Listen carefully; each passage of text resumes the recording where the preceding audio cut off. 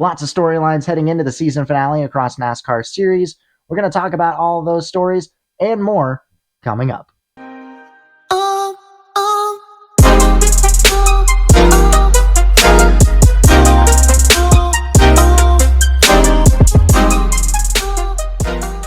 What is up, everybody? My name is Evan Bruce. Welcome back to the channel. As I stated earlier, it is the season finale for NASCAR's top three premier series. The Craftsman Truck Series, Xfinity, and Cup Series roll into Phoenix to end off their 2025 seasons. And across all three series, there's a lot of storylines heading into the final race weekend. We're going to talk about some of that as well as look onto the future of NASCAR as we roll into 2026. Now, first things first, we're going to talk about the Craftsman Truck Series. My pick to win the title is kind of a no-brainer, and I'm sure it's everybody's number one pick as well, and it's going to be the 11 of Corey Heim. The dude has 11 wins this year. He broke the record for the most wins in a single season in the NASCAR Truck Series that was previously held by Greg Biffle with 10. Corey Heim has been on another level this year, and it's pretty crazy to me how he doesn't have an Xfinity ride or Cup ride lined up for next year. He should be in that third car for 23-11, but Riley Herbst is signed to a 2-year deal, and his contract is good all the way through 2026.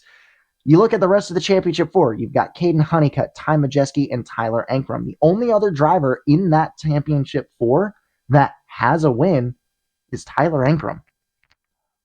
And that should be a pretty case cut close for Corey Heim. No one has really been on the same level as Corey Heim this year. I think the only other person that could have rivaled him in that championship race would have been Lane Riggs. And Lane Riggs ended up losing out on a tiebreaker to Caden Honeycutt. Now, Caden Honeycutt has had a wild season. He started the season off in the number 44 for Nice Motorsports.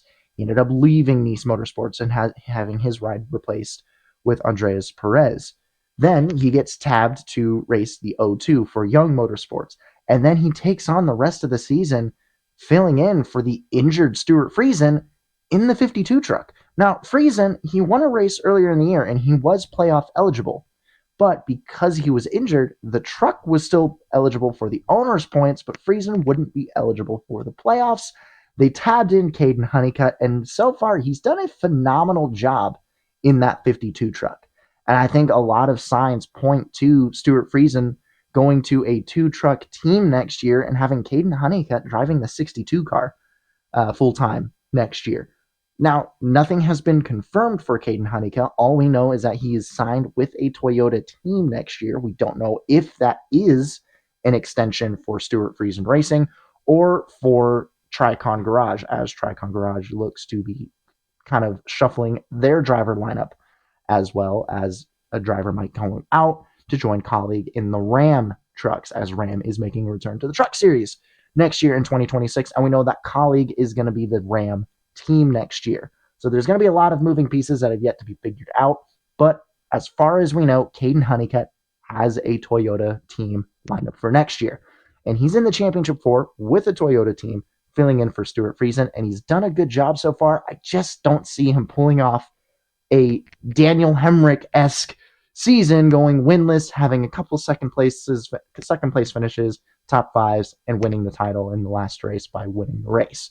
I think if Corey Heim keeps his nose clean and stays out of trouble like he did unlike last year, it's Corey Heim's championship to lose.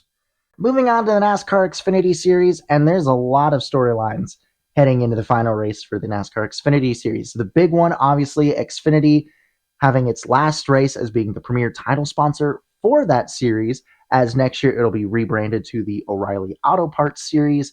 And if you've been following Instagram or been following Xfinity on Instagram or TikTok, they've been kind of doing a countdown of the top 10 greatest moments in the Xfinity Series era.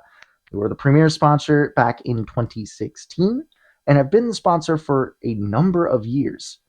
We've seen a lot of drivers run through Xfinity that are now in the Cup Series. You know, Tyler Reddick, Chris Buescher, Chase Briscoe, Chase Elliott, just to name a few, have ran through the Xfinity Series and are premier top drivers in the Cup Series. Now, I know for a lot of fans like myself who kind of grew up on NASCAR during that time when it was Xfinity Series are going to take a bit to get used to calling it the O'Reilly Auto Parts Series. It's going to be the same thing for a lot of fans when it transitioned from Busch Series to the Nationwide Series and from Nationwide to Xfinity. It's going to be that sort of transitional period. I think a lot of fans are still going to call it the Nationwide Series. I have a feeling that the CW team are going to slip up a few times and call it the Xfinity Series. But it's going to be some growing pains at the start of next year with that new name. But the racing product is going to stay the same. The Xfinity Series for the last couple of years have put on some of the most incredible racing that we have seen, and obviously put up some better racing than the Cup Series at times, which, if you're a fan of NASCAR, it's kind of a good thing because the Xfinity Series is phenomenal and there's a lot of young talent. But it's also kind of a bad thing because you can't have a minor league division outshine your major division. You don't see AAA baseball putting on better games than Dodgers and Yankees. You just don't see that. And the Xfinity Series has been doing that the last few years. So I think if they keep on doing that and kind of showcasing that talent, Xfinity Series, or well, the O'Reilly Auto Parts Series, is going to be intact and it's going to be good. Another major kind of storyline is the Xfinity Series Championship 4 is all Chevrolets. You got Jesse Love for RCR, and then you have 3 junior motorsports cars with Connor Zilisch, Justin Allgaier, and Carson Kvapil, who earlier this week has announced that he will be running full-time in the O'Reilly Auto Parts Series, being paired up with Rodney Childers. Now, if you guys know, Rodney Childers was Kevin Harvick's crew chief back at Stewart-Haas for a number of years and helped Kevin Harvick win the championship in 2014 and had Kevin Harvick win 8 races in 2020. So that's going to be a very good pairing. I'm very excited to see how well Carson Kvapil does next year. He showed a lot of improvement this year, and he's obviously done well for himself as he's in the championship 4 with 2 really all-star drivers in the rookie Connor Zilisch and the veteran Justin Allgaier. Now, the biggest takeaway from that championship 4 is, of course, the driver of the 88, the rookie phenom, Connor Zilisch. The guy has won 8 races this year, although one has an asterisk thanks to Parker Kligerman filling in that seat at Daytona. Connor Zilisch started the race and he ended up getting the points for that race, but it was Parker Kligerman who drove that car to victory, which kind of sucks for Parker Kligerman because he's now won at Daytona twice and none of them count. If you guys know, at the beginning of the year, he won the Truck Series race, but then he failed post-race inspection, so he didn't keep the win. But Connor Zilisch, for a good portion of the year, I think he went on like a 16-17 race stretch where he was an average finishing position of second, and he was in the top 5 for the longest time. And in fact, that top 5 streak ended up breaking just a couple weeks ago at Talladega. So Connor Zilisch has been on a tear, and he's been one of the favorites in the Xfinity Series. He's quickly becoming a fan favorite. I mean, the kid's 19 years old. He's younger than me, and he's doing these things, which kind of stings for me because, that could have been me. But hey, give him credit where credit is due. He's done a lot. He's already getting a cup ride next year with Trackhouse Racing, taking over Suarez's machine. The kid's got a lot of promise. He's done things in his first year that we haven't seen in the Xfinity Series in a really long time. We haven't seen this much promise coming out of someone this young that I would say probably from Chase Elliott back in 2014, 2015. We just hadn't seen that spark in the Xfinity Series, and we haven't seen a lot of attention and eyes drawn to the Xfinity Series until Connor Zilisch, and he has lit the world on fire. And it's honestly his championship to lose. I think his only closest competition is going to be his teammate, Justin Allgaier, who won the championship last year. He's made the championship for now the 8th time in his career. He won it on his 7th attempt last year. I think Allgaier is going to have a lot to prove, but regardless of what happens, if Connor Zilisch or Corey Heim don't win their respective championships, it's going to throw the playoffs into a tailspin. It's already under heavy scrutiny from the fan base. And I think if Connor Zilisch or Corey Heim, who have been the top dogs in their respective series, if they don't win the championship, I think this could be it for the playoffs. I would love to see the playoffs go away. I would personally welcome the full season format or even bring back the chase format that we saw from 2004 all the way to 2013, where it's 12 drivers, 10 plus 2 wild cards, and they race it out, those final 10 races, and it still rewarded consistency. You had to be up top in the points. And then at the end of those 26 regular season races, or however many that are in Xfinity and trucks, once you're done with the regular season, you're in high enough points, you get the wild cards, then you race for the championship. You kind of get a reset, but it's still consistency. And I think that's something that we need to bring back. We need to bring back rewarding consistency. And I think if, if Zilisch and Heim win their championships, and hey, good for them. And I think that'll be the kind of thing that NASCAR looks at. It's like, well, hey, these guys dominated and they still won in the playoff bracket. We're keeping the playoffs. We don't want that. All right. And as much as I would love to see them win, I almost kind of want to see them lose just so we can kind of kick NASCAR in the ass and get them to make that change that we desperately need.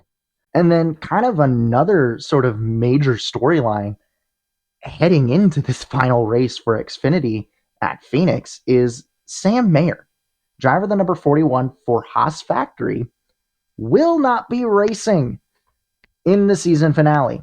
He got suspended after having an altercation with Jeb Burton at the end of Martinsville, wrecking him at the end of the race.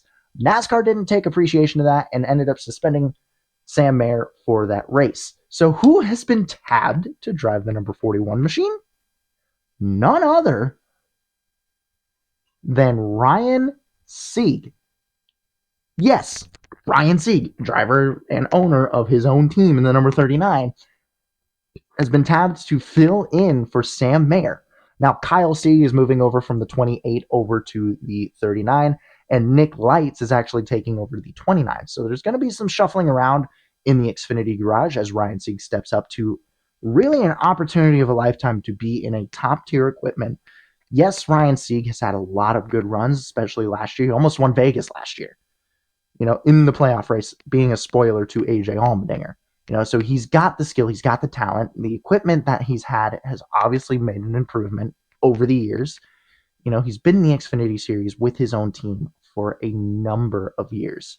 And I think finally being able to see what he can do in top-tier equipment is going to bring a lot of eyes, and it's going to bring a lot of sponsorship to Sieg's team.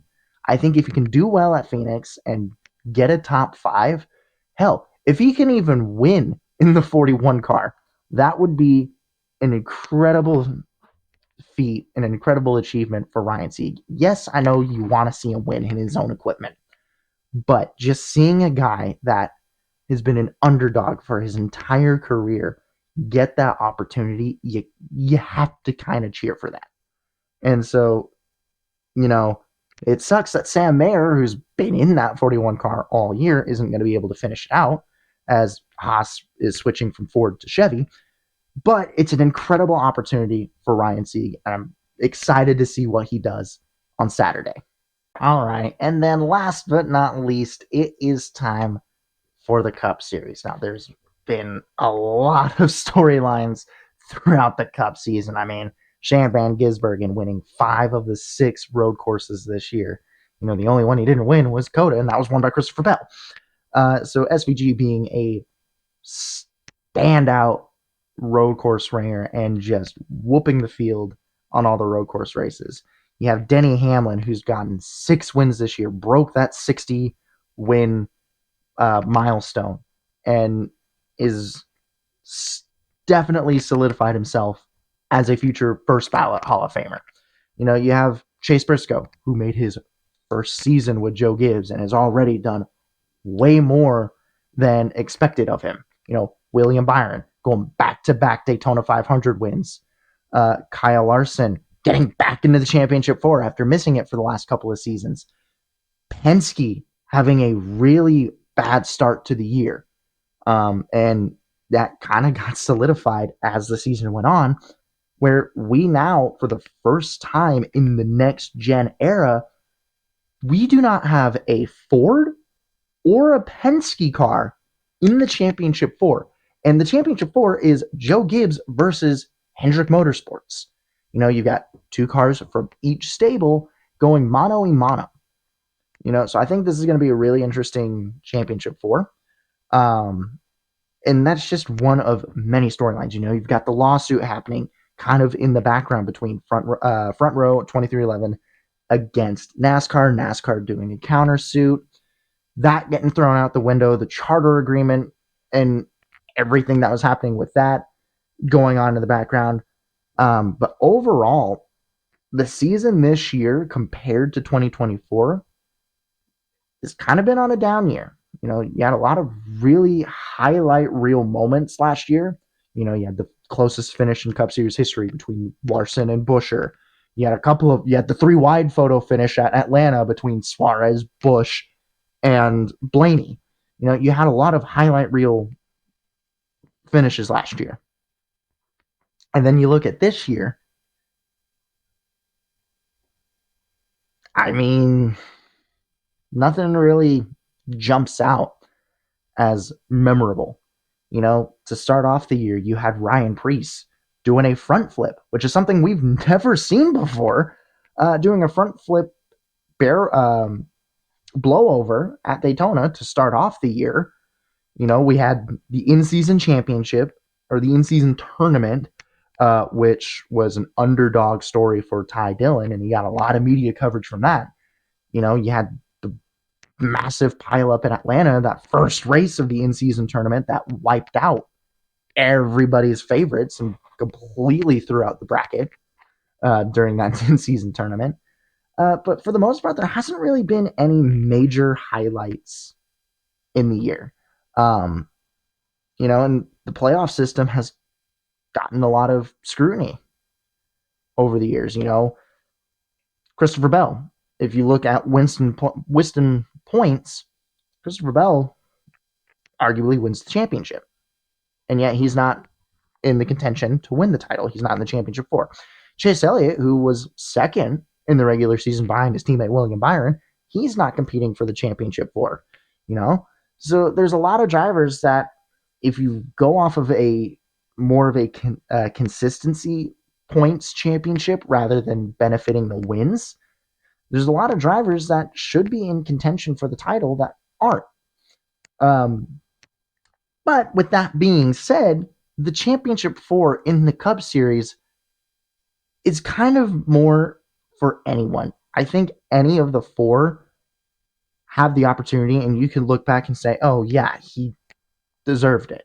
Compared to trucks, which, I mean, come on. You look at the championship four, there's 12 wins across the championship four, 11 of which coming from Corey Heim. If any other driver wins it, if Ankrum wins it, if Majeski or Honeycutt win the championship, it's going to be very undershadowed, and it's going to be, well, it should have been Corey Heim's.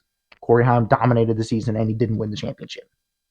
Kind of a fluke championship, fraudulent championship. You know, you look at Xfinity.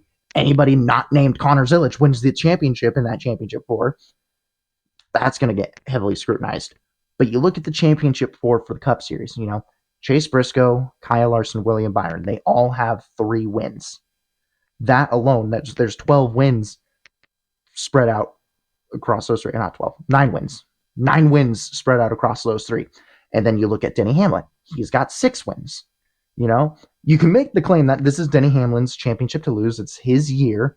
You know, I think he finally solidifies that he gets a championship after being close so many times across various different formats. But you can make the case for all 3. You know, Chase Briscoe, first year with Joe Gibbs, 3 wins, exceeded expectations. William Byron, back-to-back championship 4 appearances, looking for redemption from last year.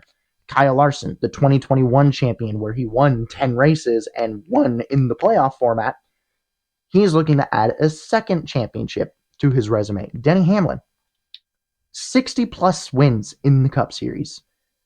Yet another championship 4 appearance. He's got a 2-year contract at the end of this year to stay with Joe Gibbs through 2027. If he doesn't win it now, I don't think Hamlin will ever win it. And I would like to see Denny Hamlin win it because, again, he's been close for a number of years. And I think if he doesn't win it now, he's going to be the current generation of Mark Martin. Mark Martin was the top guy in the Cup Series for a number of years, and he never won a title, but he's in the Hall of Fame. And to the fan base that says, oh, he shouldn't be in the Hall of Fame, he didn't win any championships. There's a lot more to the sport than just winning a title, especially with how the playoff format has been for the last 10 plus years. If you're consistent and you're winning, you've already done more for the sport.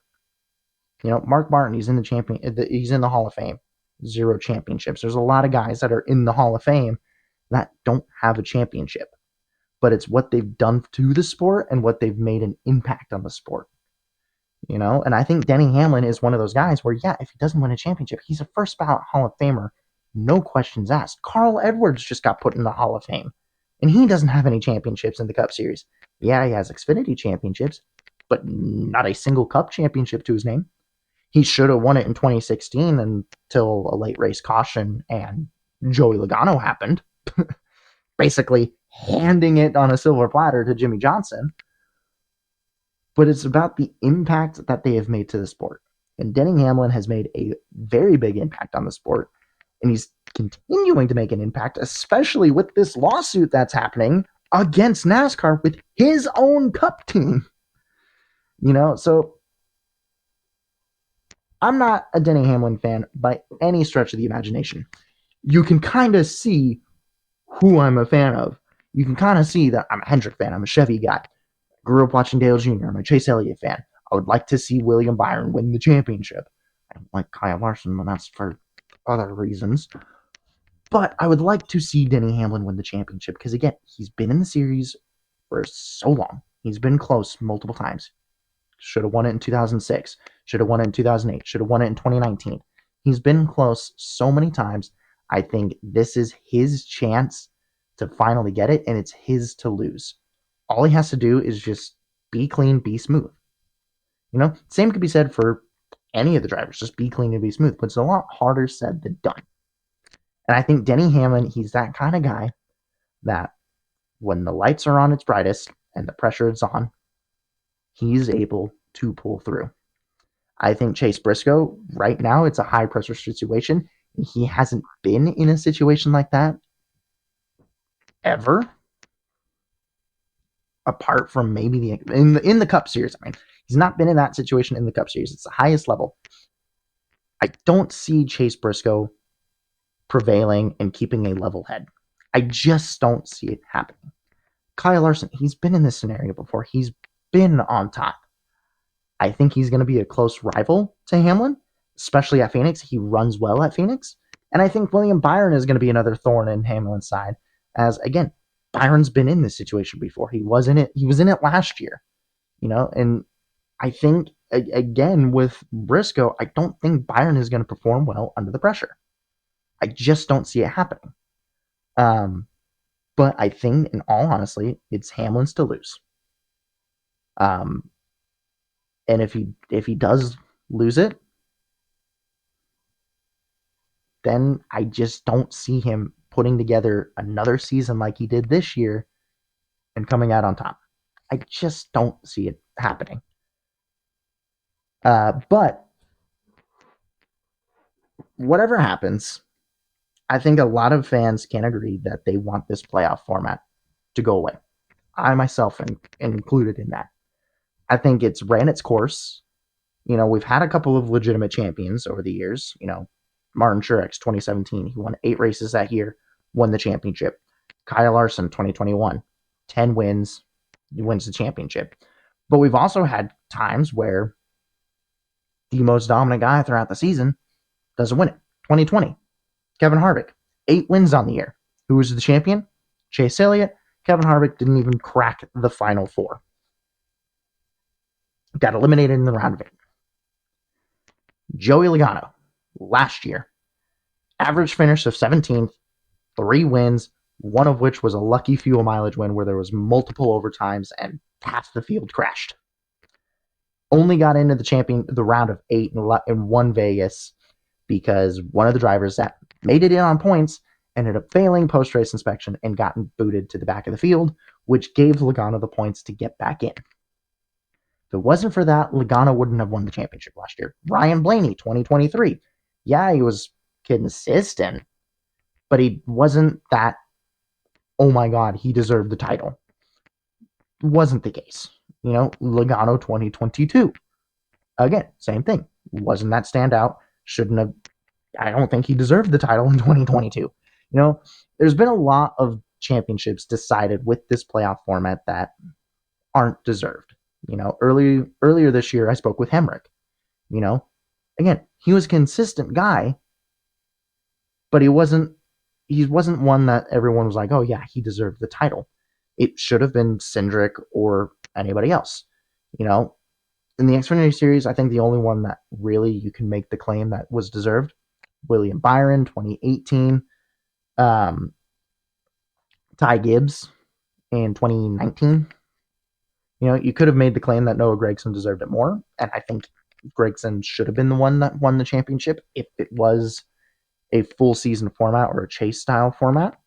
But again, it's one of those things where Gibbs and Gragson were the top 2 in the Xfinity Series that year. But I just don't see it lasting long. A lot of fans are quickly turned against the playoffs. And I think it's ran its course, and I think NASCAR needs to do something to keep those fans engaged and to be able to bring in new fans, because you look at every other form of motorsport, and they don't do a playoff format. They do a season-long format.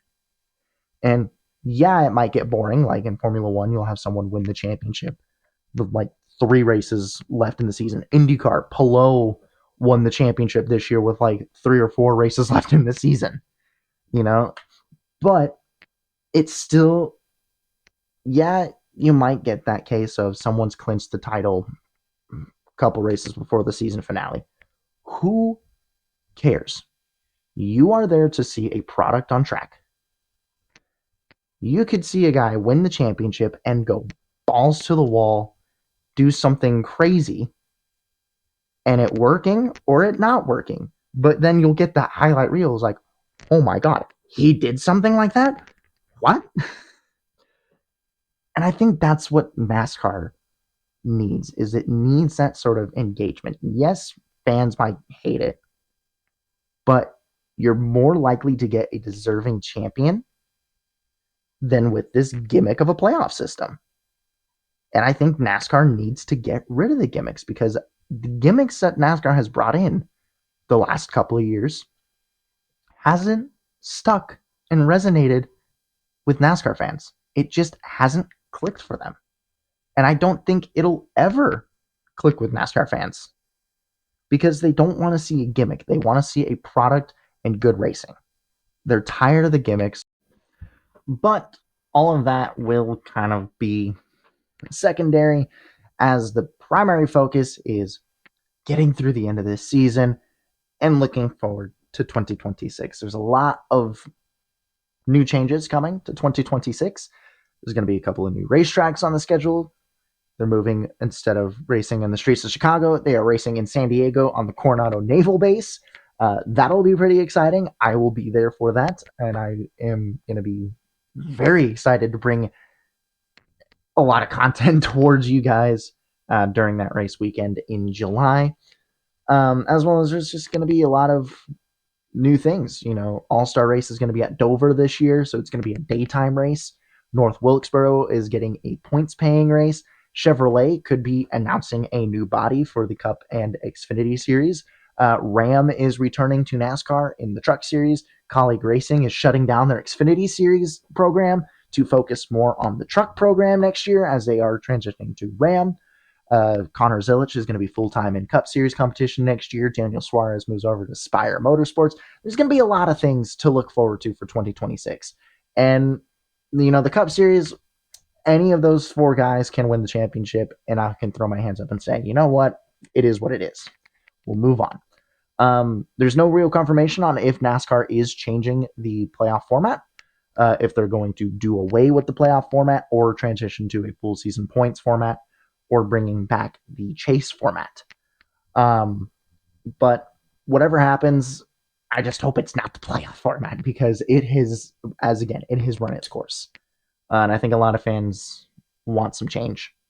And I think change is going to be for the better for the sport. And I'm just kind of tired of this season, and I'm just looking forward to next season. NASCAR is ending this year on kind of a mid note, not really exciting, not really low. But for me, I'm going to be able to relax from the racing content. I'm going to watch the last few races of the Formula One season. Formula One's coming to Las Vegas in a couple of weeks. And then it's on to football and hockey season. So my focus is going to be on watching the Sharks be frustrating and infuriating. But anyways, thank you guys so much for watching this video. If you like this, please hit that subscribe button and be notified whenever I upload again. As always, I do have an Instagram page. I just started an Instagram music page. So anything related to music, whether it's covers or just topics of music, are going to be over on that page as well. Usernames are over here as well. I also have a Twitch channel where I do a lot of gaming live streams.